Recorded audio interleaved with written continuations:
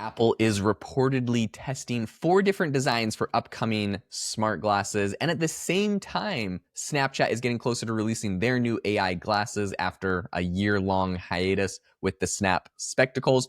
And then Jamie has some interesting news coming out of Meta on what you can actually post, because we know right now Meta is actually crushing it in this space with the Meta Ray-Ban collab. I also went to Google I/O last year and saw a demo of the Google Spectacle. Well, I don't know what they're calling it exactly, but they're Google glasses where they have AR and VR built into the actual glasses lens. There's a lot of exciting tech and news with AI, so we're going to cover that all today. Before we get into that, I wanted to mention that if you haven't joined already, we would love to have you as a member of our AI Hustle School community. We have over 300 members, and we have an entire classroom where every single week we drop a new exclusive video we don't post anywhere else on how we're using AI to grow and scale our businesses. We would love to have you as a member of the community. This week, we made an entire video. Jamie broke down how he used an AI to become an assistant for his local business. Anytime you call it, it answers every question you could have. It's super fast, no latency, and it books you on a call with him. He's setting this up for other businesses right now, and I've seen people making tons of money doing this. So if you want to check it out, there's a link in the school community, along with like 100 other videos we've recorded on how we're growing, scaling our businesses, all the revenue, the numbers we don't share publicly. It's all in the school community.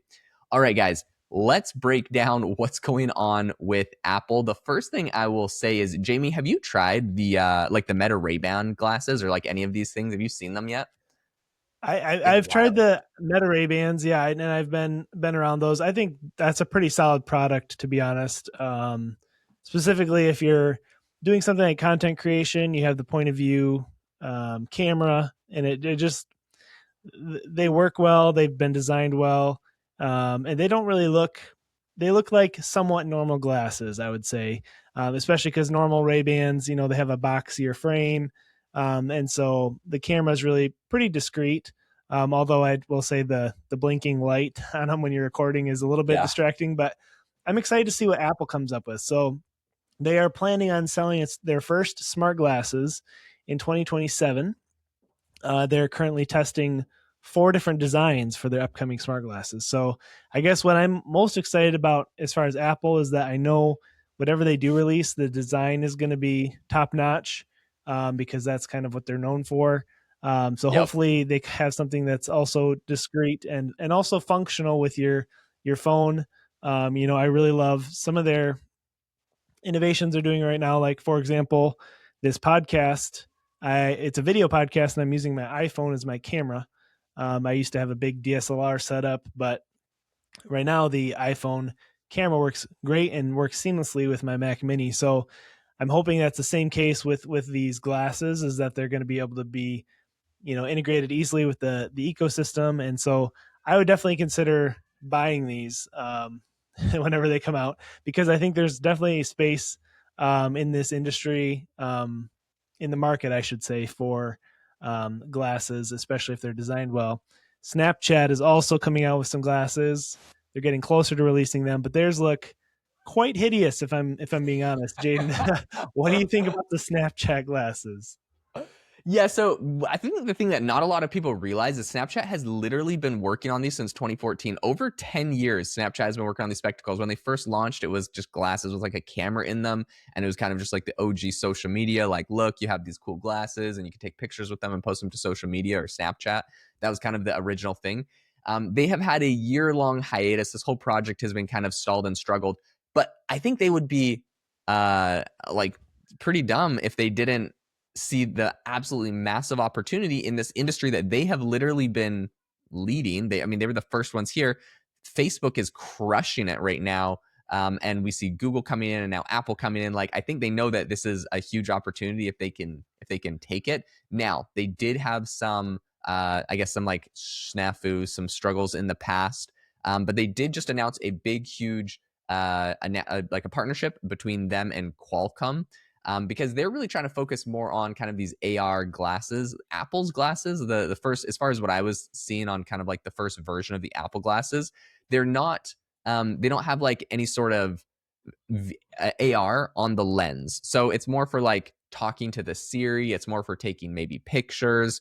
And I think that actually has a lot of value, like being able to just talk to Siri. I mean, assuming they can fix Siri and not make it a flaming piece of crap that it is now. I think that they have a good they have a good direction with it, right? They're gonna let Gemini and ChatGPT and Anthropic power it. You'll be able to choose your model. I think that's genius, smart. Kudos to Apple for, I mean, if you're not gonna make an AI model, that's definitely the way to go. Let people pick. So I have hope that Siri will get good. Is it good now? No, it's terrible now. I think it will get good. So the glasses, though, the success of that entire project for Apple, I think really heavily is dependent on how, if they can stick the landing and nail the if they can nail the AI that powers it. Okay, so that's where Apple's at. Snapchat is in a completely different ballpark where they're actually going to go and create something that is more like Meta, what Meta's working towards, or more what Google's doing with the VR or the AR embedded onto it. So there is a new deal that happened with Qualcomm that's going to actually power these. What's interesting is the goal with the new specs is that they said they'll have, quote, on-device AI, cutting-edge graphics, and advanced multi-user digital experiences. So what's cool to me is they also said, they said, our work with Qualcomm provides a strong foundation for the future of specs, bringing developers and consumer advanced technology and performance that pushes the boundaries of what's possible. Okay, what I think is really cool here is they're going to have on-device AI, meaning the glasses themselves, you don't need to be connected to the internet. You could be out in the mountains somewhere and you could be asking your glasses questions and to help you with stuff. To me, I do think that has some cool value to it. Now, is it going to make up for the ugly form factor? If you're watching on YouTube, you can see, there's a link in the description, by the way, to the YouTube video, but you can see just some pretty hideous glasses. And they've always kind of been hideous, if I'm being honest. They're like these massive, bulky frames. Also, I feel like just in general, we have no idea what Apple's glasses are going to look like, but TechCrunch definitely did Snapchat dirty by having the ugliest picture ever. And when they talk about Apple's spectacles, they literally just have a picture of Tim Cook wearing regular Nike glasses that look normal, like as if that's what Apple's form factor is going to be. Apple's got these slick, nice Nikes. Look, Tim Cook's wearing them. And it's like Snapchat, like revolting, ginormous, ugly, hideous things. That's pretty funny to me. But in any case, they're building a way better product. I mean, better is, I guess, relative, but like way more useful. Having the AR on your lens, especially the way Google was demoing it at Google I/O, you have Google Maps up and it's showing you exactly where to walk. You have an arrow that's like, oh, turn left right here. I could see a ton of really useful things there. You can ask it a question, and instead of just talking in your ear and Siri being like, oh, the best bakery in London is d. Like if it's Google, it could literally have a picture showing you what the best bakery in London is. So I think that the AR is the way to go. Maybe Apple will get there eventually, but Apple is not going to be the first one to any tech wave. They're going to be the last one, and they'll just try to capitalize on it. And maybe they're going to stick the landing on this whole AI thing. I don't know. We'll see.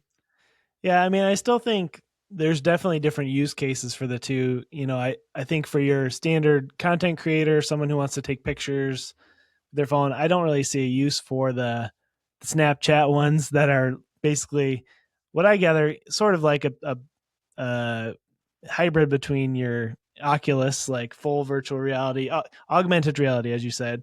I don't know. I can't see myself using those unless maybe for gaming, honestly. Like if do you remember Pokemon Go, with your phone? Like basically that idea where you could almost like turn your cityscape into a video game or like something like that.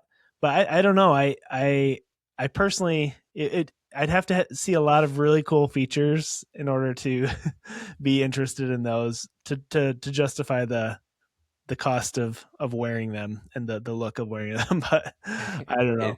We'll see. I'm excited to see what they come up with. Yeah, I'm excited. It definitely has been a company that has struggled for a long time. So earlier back in January, Snapchat spun off a completely different segment of their business to do this. Kind of how like Google spun out Waymo as a different thing.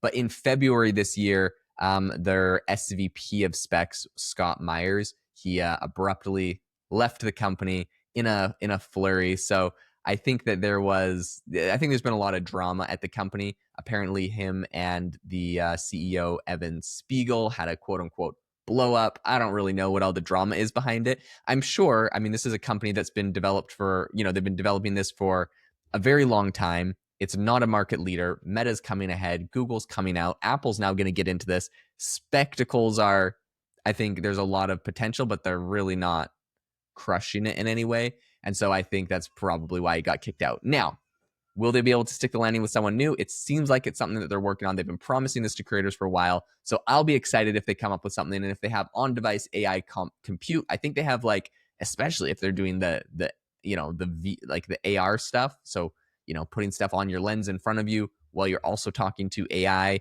and you're offline. That would be insane to me. That would be amazing. So I think they have the ability to impress us, and maybe the ugly form factor won't be so bad if they have a truly impressive product.